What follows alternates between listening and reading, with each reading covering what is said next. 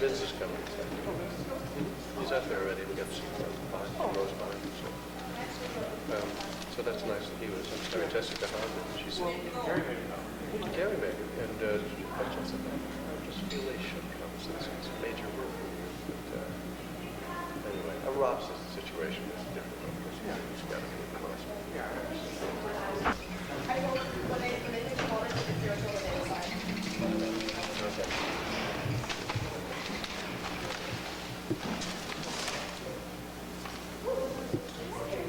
It literally bounced off my.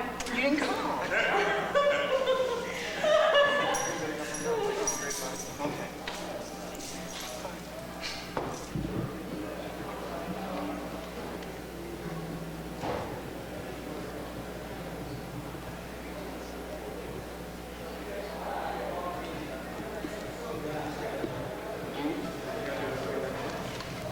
Yeah, it's not the same show. Let's do a different one. What one do you want?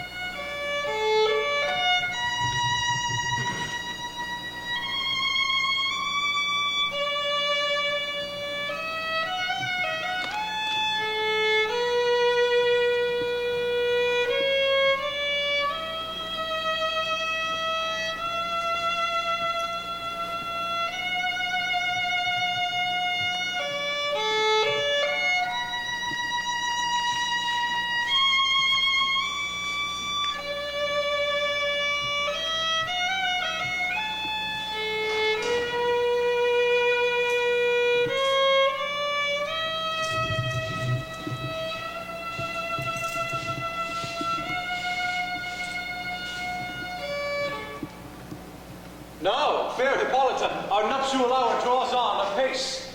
4 happy days bring in another moon. But oh, how slow methinks this old moon wanes. She lingers my desires like to a stepdame or a dowager long withering out a young man's revenue. 4 days will quickly steep themselves in night. 4 nights will quickly dream away the time.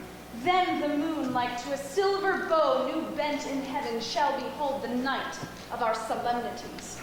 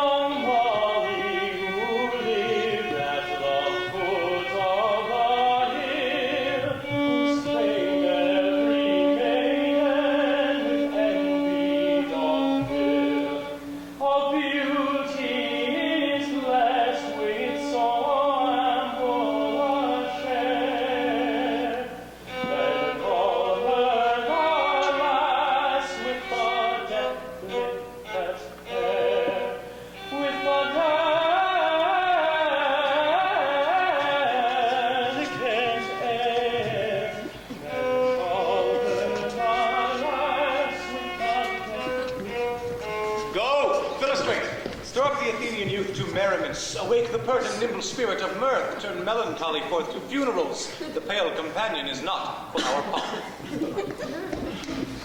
Hippolyta, I wooed thee with my sword, and won thy love doing thee injuries, but I will wed thee in another key, with pomp, with triumph, and with revelling. Happy be Theseus, our renowned youth. Oh, thanks, good Aegea. What's the news with thee? Full of vexation come I, with complaint against my child, my daughter Hermia. Stand forth, Demetrius. My noble lord, this man hath my consent to marry her. Stand forth, Lysander. And my gracious duke, this man hath bewitched the bosom of my child. Thou, Lysander, thou hast given her rhymes and interchanged love tokens with my child. With cunning hast thou filched my daughter's heart, turned her obedience, which is due to me, to stubborn harshness. And my gracious duke, be it so, she will not here before your grace consent to marry with Demetrius. I beg the ancient privilege of Athens. As she is mine, I may dispose of her, which shall be either to this gentleman or to her death, according to our law immediately provided in that case.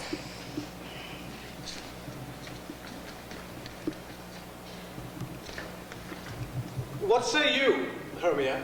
Be advised, fair maid, Demetrius is a worthy gentleman. So is Lysander. In himself he is.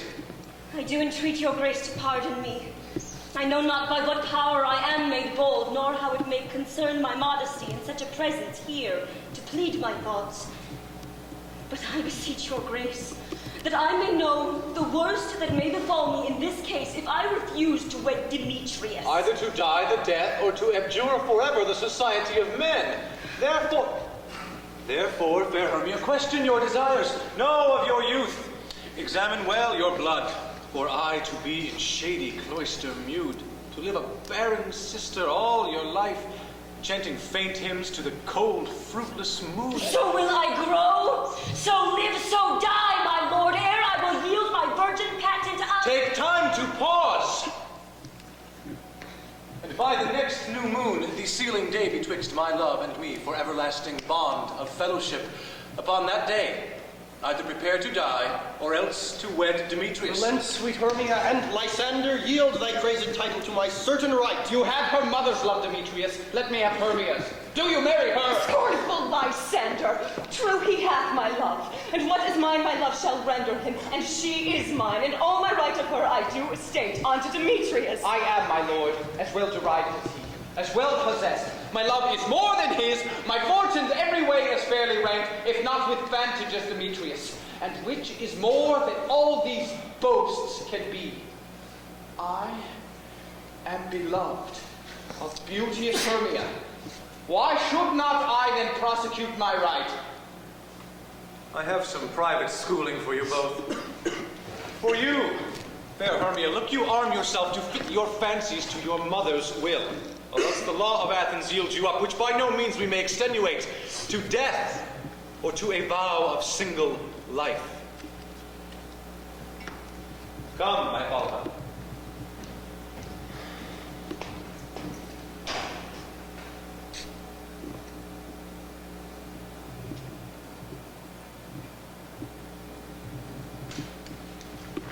Oh, what cheer, my love? Demetrius and Aegea, go along. I must employ you in some business against our nuptial and confer with you of something nearly that concerns yourselves. With duty and desire we follow you.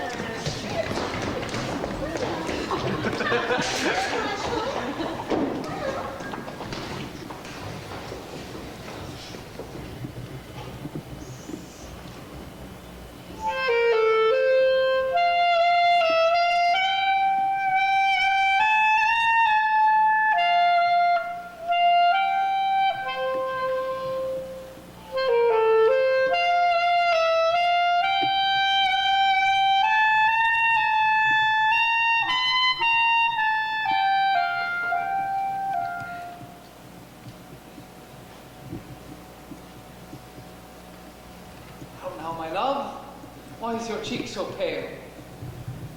How chance the roses there do fade so fast?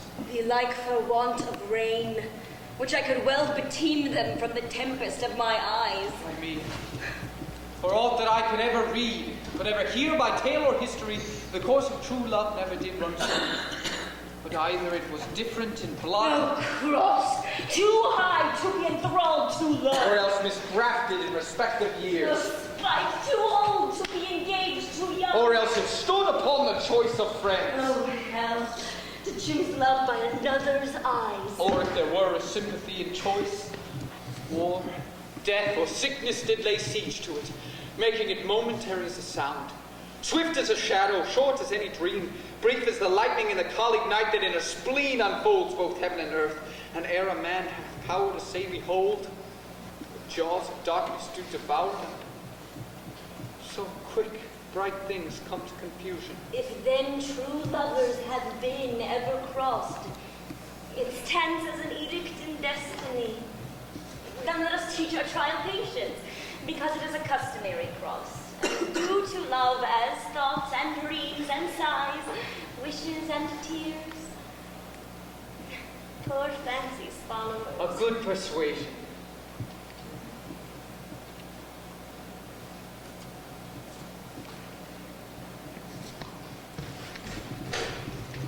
If thou lovest me, then, steal forth thy mother's house tomorrow night, and in the wood, a league without the town, where I did meet thee once with Helena to do observance to a morn of May, there will I stay for thee. And there, gentle Hermia, may I marry thee. And to that place the sharp Athenian law cannot pursue us. My good Lysander, I swear to thee by Cupid's strongest bow, by his best arrow with the golden head, by all the vows that ever men have broke, in number more than ever women spoke, in that same place thou hast appointed me, tomorrow, truly will I meet with thee. Oh, keep promise, love. Look, here comes Helena. Oh, Godspeed, fair Helena. Whither away? Call you me fair? That fair again unsay. Demetrius loves your fair. Oh, happy fair. Your eyes are lodestars, and your tongue's sweet air more tunable than lark to shepherd's ear when wheat is green, when hawthorn buds appear. This is catching. Oh, with favor so, yours would I catch fair Hermia ere I go. My ear should catch your voice, my eye, your eye. Oh, teach me how you look, and with what art you sway the motion of Demetrius' heart. I frown upon him, yet he loves me still. Oh, your frowns could teach my smile such skill. I give him curses, yet he gives me love. Oh, that my prayers could such affection move. The more I hate, the more he follows me. The more I love, the more he hated me. His folly, Helena, is no fault of mine. None but your beauty. Would that fault were mine. Take comfort. He no more shall see my face. Lysander and myself will fly this place. Before the time I did Lysander see, seemed Athens a paradise to me. Oh, then what graces in my love do dwell, that he hath turned a heaven unto a hell. Helen, to you our minds we will unfold. Tomorrow night when Phoebe doth behold her silver visage in the waterful glass, decking with liquid pearl the bladed grass, for time that lovers' flights doth still conceal, through Athens' gates have we devised a steal. And in the wood, where often you and I upon faint primrose beds were wont to lie, emptying our bosom of their counsel sweet, there my Lysander and myself shall meet, and thence from Athens turn away our eyes to seek new friends and stranger company.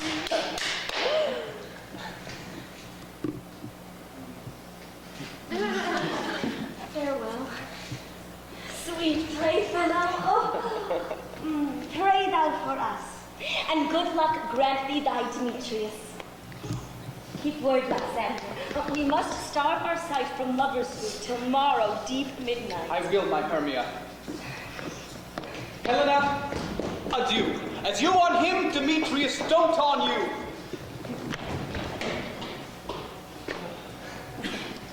How happy some or other some can be.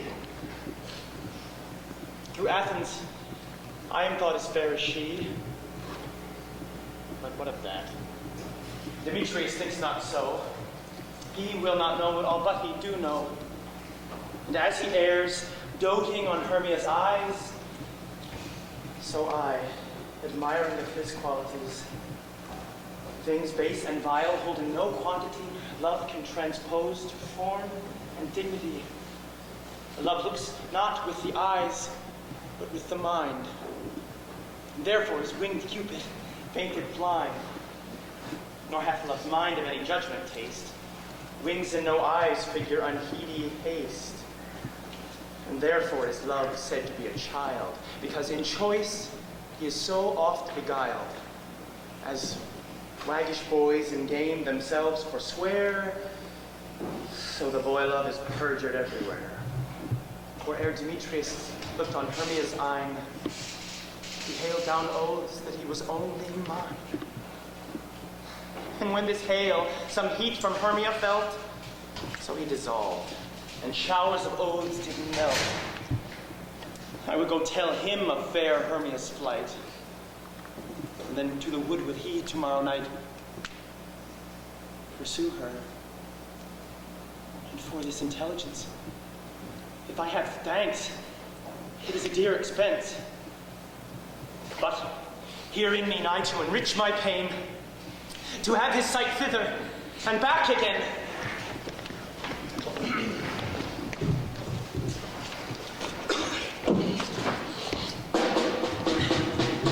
Still need to come down.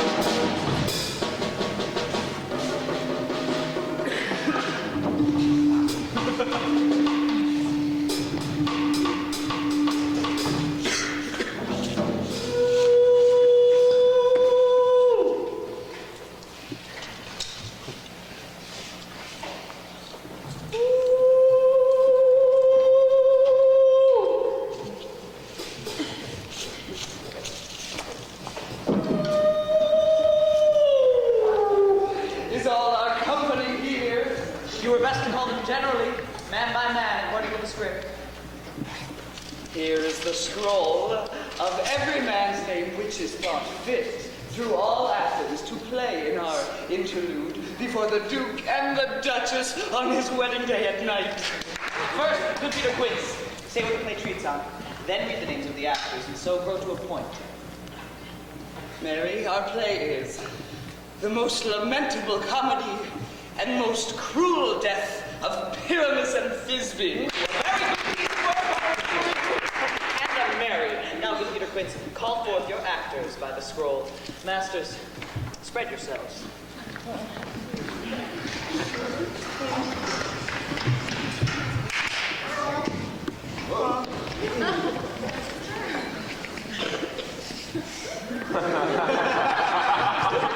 Answer as I call you. Nick Bottom, the weaver. Ready. Name what part I am for and proceed. You, Nick Bottom, are set down for Pyramus. What is Pyramus? A lover or a tyrant?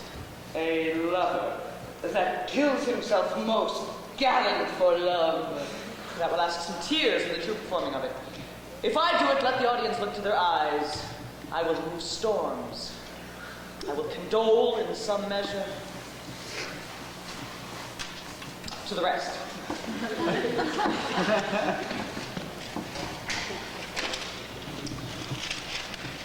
Yet, my chief humor is for a tyrant. I could play Hercules rarely, or a part of Hyrcanus to make all split. 1, 2, 1, 2, 3, 4.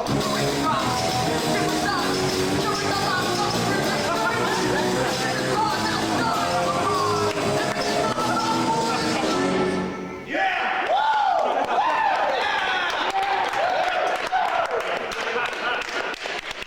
This was lofty.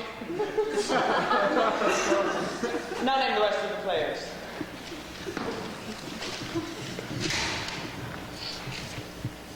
This was Hercules' vein. A tyrant's vein. A lover is more condoling.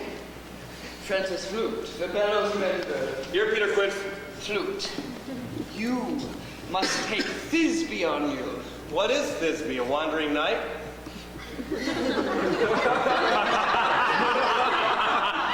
It is the lady that Pyramus must love.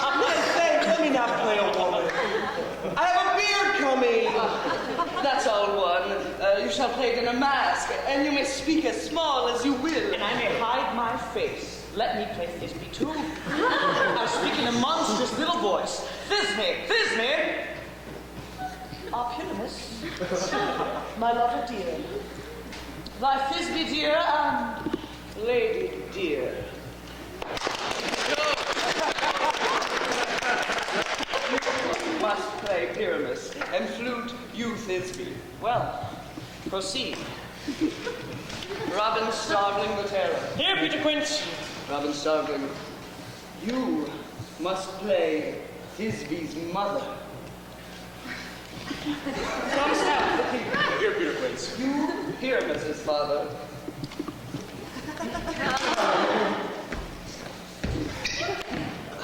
Myself, Thisbe's father. Snug the joiner.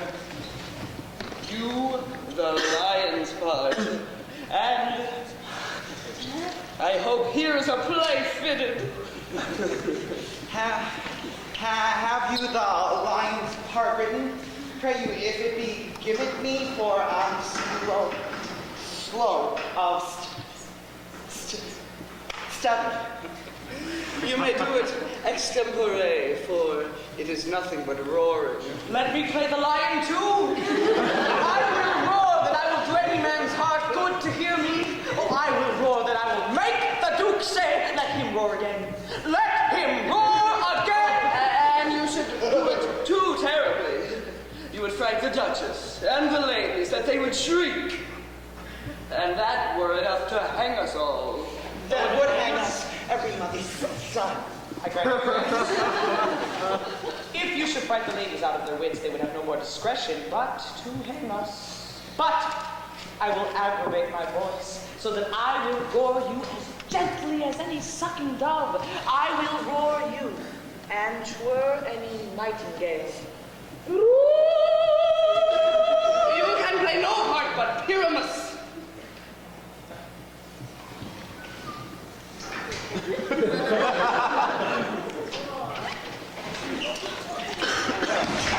For Pyramus is a sweet-faced man. A proper man, as one shall see in a summer's day.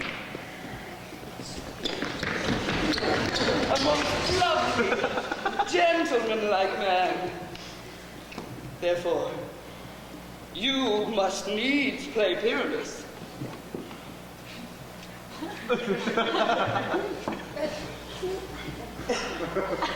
Well, I will undertake it. But master, here are your cards.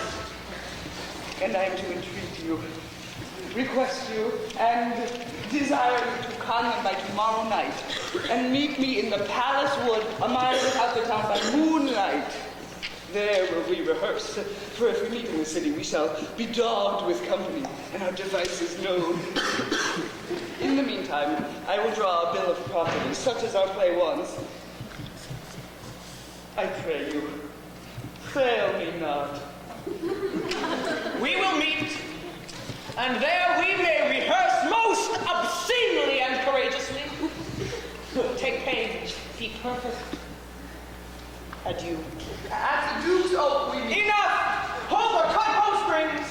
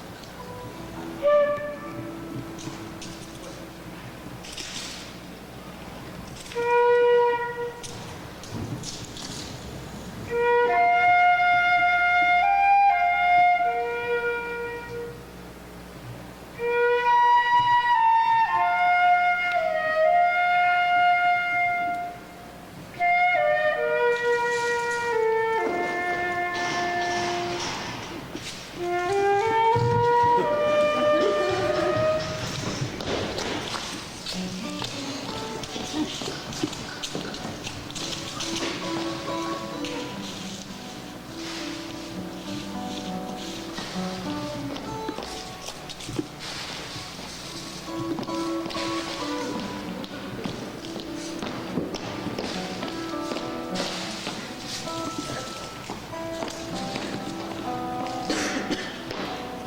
now, spirit? Whither wander you?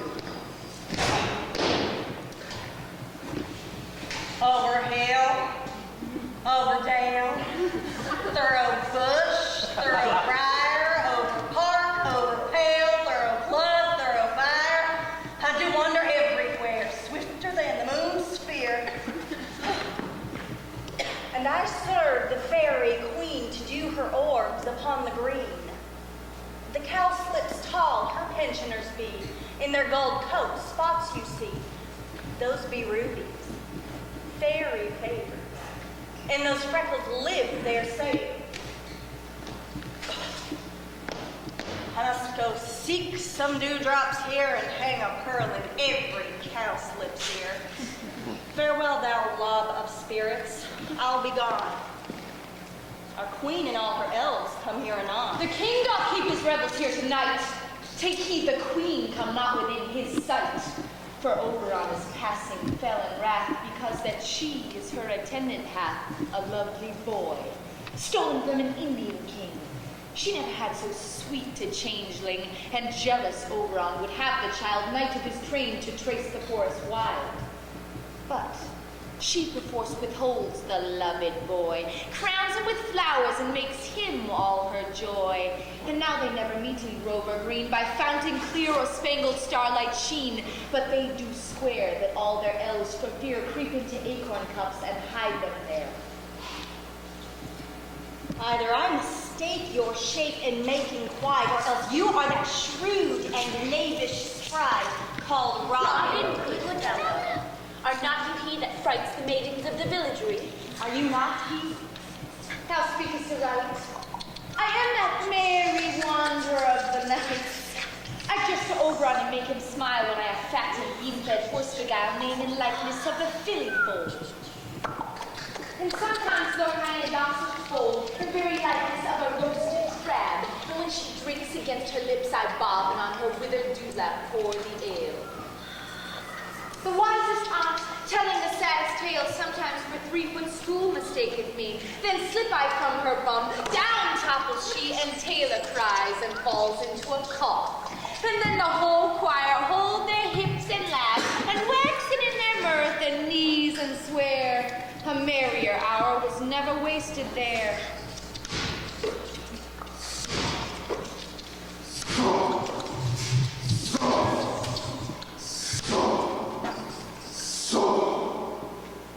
But room fairy, here comes Oberon. And here my mistress, whether she were gone.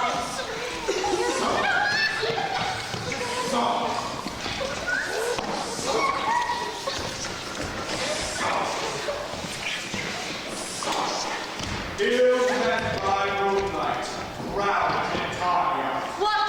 Jealous Oberon? Fairy, skip hence. I have forsworn his bed and company. Tell me that, wanton! Am not I thy lord? Then I must be thy lady. Why art thou here, come from the farthest stretch of India, but that forsooth the bouncing Amazon, your musket mistress and your warrior of love? To Theseus must be wedded, and you come to give their bed joy and prosperity. How canst thou thus for shame, Titania, glance at my credit with Hippolyta, knowing I know thy love to Theseus? These are the forgeries of jealousy.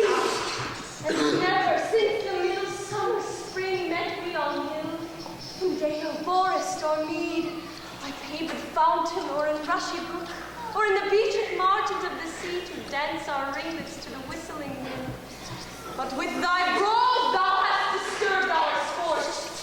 Therefore the winds pipe unto us in vain, as in revenge have sucked up from the sea contagious fogs, which falling in the land hath every pelting river made so proud that they have overborne their continents. The ox hath therefore stretched his yoke in vain, the plowman lost his sweat, and the green corn hath rotted ere his youth attained a beard. The folds stands empty in the drowned field, and crows are fatted with the murrain flock. The nine men's morris is filled up with mud, and the quaint mazes in the wanton green, for lack of tread, are undistinguishable. The human mortals want their winter here. No night is now with him or carol blessed. Therefore the moon, the governess of floods, pale in her anger, washes all the air that rheumatic diseases do abound. Oh, this distemperature we see the seasons alter. Orient frosts fall in the fresh lap of the crimson rose. And on old Hyam's thin and icy crown, an odorous chaplet of sweet summer buds is as in mockery set.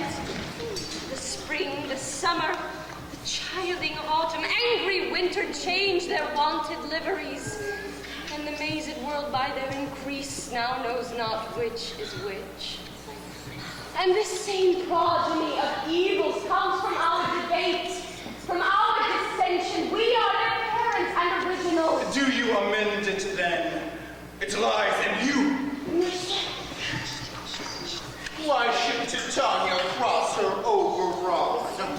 I do but beg a little changeling boy to be my henchman. Set your heart at rest. The fairy land buys not the child of meat.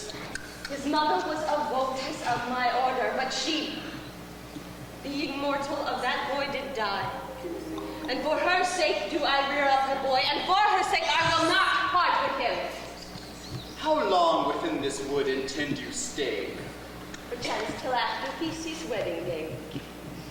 If you will patiently dance in our round and see our moonlight rose, go with us.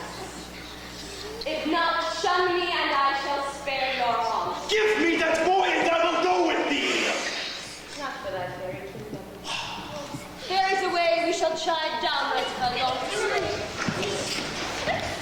Won't do my way! Thou shalt not from this road till I torment thee for the danger rain!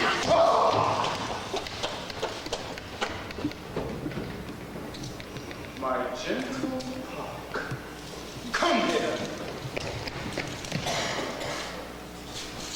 Thou rememberest, since once I sat upon a promontory and heard a mermaid on a dolphin's back uttering such dulcet and harmonious breath that the rude sea grew civil at her song, and certain stars shot madly from their spheres to hear the sea maid's music. Tyrant.